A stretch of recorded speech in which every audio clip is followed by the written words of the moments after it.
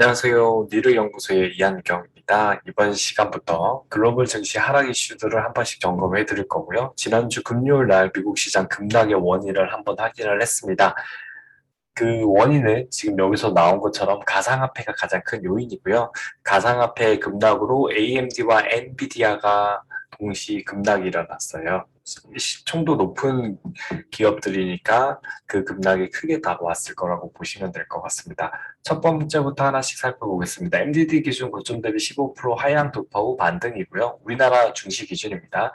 그리고 이거에 대해서 이제 제가 제일 우려하는 거는 외국인이 지금 시장을 주도하는데 외국인들이 떠났나 안 떠났나 그걸 확인했거든요. 투자자별 매매 동향을 확인해 보니까 외국인들이 지난 일주간 엄청나게 많은 선물과 엄청나게 많은 현물을 다 샀어요. 말 그대로 이제 긍정적이라고 보시면 될 것 같고요. 그래서 월요일날 인버스는 매도가 유효하고요. 왜냐하면 나스닥이 급락이 일어났기 때문에 그거에 대한 파동이 나올 것 같습니다. 그래서 좀 장 초반에 조금 빠지면 그때 이제 인버스 매도하셔도 크게 무리는 없고요. 아마 3천은 살짝 돌파할 것 같은데, 그러니까 월요일날 바로 3천 돌파하는 게 아니고요.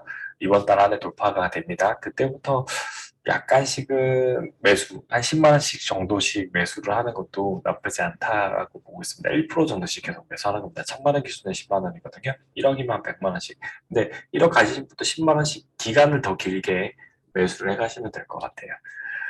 이유는 이제 뒤에 나올 것 같습니다. S&P 빅스 같은 경우에는 가상화폐 동향이 얘가 좀 더 급락하면 똑같이 한 번 더 미국 시장 급락이 나올 거예요. 정말 신기하죠. 이게 엔비디아와 AMD의 영향인 것 같아요. 얘네들이 이제 GPU라고 하는 그래픽 카드를 대량으로 파는 기업들인데 가상화폐가 급락이 이러면 그거에 매출이 안 일어날 가능성이 있어요. 오히려 거의 정지가 될 수 있고 그게 버블이 팍 꺼지는 그런 일들이 발생할 수 있다라고 봐주시면 될 것 같습니다. S&P 빅스의 경우 가상화폐 동향을 파악한 후 매도를 하시면 되고요. 물론 이제 소폭 매도도 괜찮습니다. 지난주 목요일날 금요일날 장 끝났을 때 빅스가 안 주는 거예요. 15에서 21 정도까지 상승했다가 18 정도까지 내려와야 되거든요. 바로 이제 옵션이 이제 정리가 돼가지고 바로 내려오지 못하는데 안 내려오는 거예요. 그러니까 이상하게 보고 있었고 아니나 다를까 얘가 급등이 일어났습니다. 그렇게 봐주시면 될 것 같고요. 그래서 가상화폐 동향 파악 후 매도 가능하다는 거 그거 확인하시면 됩니다. 자, 지금부터 대세 상승장을 거쳐야 될, 그러니까 대세 상승장을 가기 전에 거쳐야 될 하락 이슈입니다. 원래는 정부 부채 한도가 지난주에 있었는데 다행히도 토요일 날 통과했고 일요일 날 서명을 했어요. 그러니까 바이든 대통령이 서명을 했고 근데 이게 해결된 건 아니고 내년 2월로 다시 뒀습니다.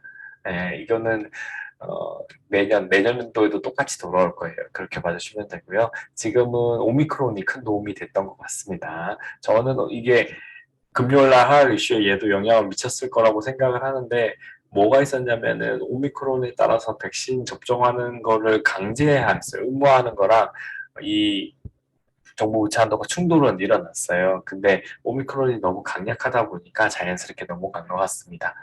그 다음에 지금 금요일날 하락이 나온 가장 큰 요인은 가상화폐 하락입니다. 실제로 이제 쇼맨들은 이런 정부 셧다운 이슈가 큰 요인으로 이제 접근을 했을 건데 물려있던 분들이 이제 가상화폐를 숏을 약간 건 것 같고요. 실제로 이제 바이낸스에서 선물이 하락을 하면서 일어났고요. 그러다 보니까 AMD와 엔비디아가 하락했습니다. 그러니까 왜 그러냐면요. AMD와 엔비디아에서는 가상화폐를 채굴하는 데 최적화되어 있는 그래픽 카드를 생산하는 기업들이고요. 이게 가상화폐 하나를 채굴하는데 보통 이제 컴퓨터 본체 하나에 채굴기가 6개가 달라붙고 어떤 건 8개가 들어있어요. 그러니까 램은 별로 안 들고요. 그러다 보니까 이게 가상화폐 가격 하락하면 AMD와 엔비디아에서 만들어낸 신품 GPU를 사람들이 사기보다 기존에 채굴하는 사람이 적자니까 그거를 대량으로 매도를 하는 거죠. 지금은 약간 버블의 약간의 끝자락에 와 있는 것 같고요. 물론 이 가상화폐가 출렁거림을 만드는 거 요인 중에 하나는 헝다의 부채 그러니까 2번으로 연결되는 거죠. 홍자가 과도한 부채가 있는데 그걸 갚으라고 하니까 홍다의 대주주인 사람이 가상화폐를 팔아서 갖고 있다 그런 뉴스가 돌고 있어요. 실제로 이제 홍다가 모자라는 금액만큼 가상화폐가 팔려 나가고 있다고 하더라고요. 중국이 이제 그거에 대해서 가장 강력한 나라니까요. 그런 부분들이 여기에 있는 거고 중국에서도 그거를 정지시킨 이유가 이런 가상화폐를 파는 그런 모습이 나올 거기 때문에 이런 요인들이 같이 연결된 것 같습니다. 1번은 너무 단기적으로 여러분들한테 충격을 줄 거고요. 월요일 장 초반에 미국 선물이 반등이 나오지 않으면 우리나라도 약간은 하락을 했다가 다시 상승 전환이 일어날 것 같아요. 외국인들이 사요, 지금. 우리나라 거의 선물과 현물 다 사고 있기 때문에 이거의 추세가 쉽사리 안 꺾일 것 같거든요. 근데 그럼에도 나스닥이 떨어졌으니까 보합과 하락을 예측하려고 합니다. 지금 최근에는 제가 예측한 거 다 반대로 가고 있기 때문에 예측 자체를 반대로 하려고 생각하고 있어요. 일단 그렇게 봐주시고요.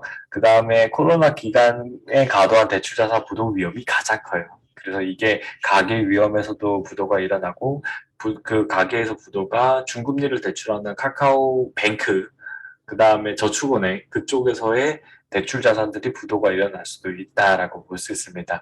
기업의 부도는 한계 기업들이 부도가 일어날 수 있고요. 그래서 이거는 우리나라뿐만 아니라 글로벌 시장 전체가 다 위험한 겁니다. 그래서 금리 인상으로 바로 못 가고 약간은 천천히 가려고 하는 거다라고 봐주시면 될 것 같습니다.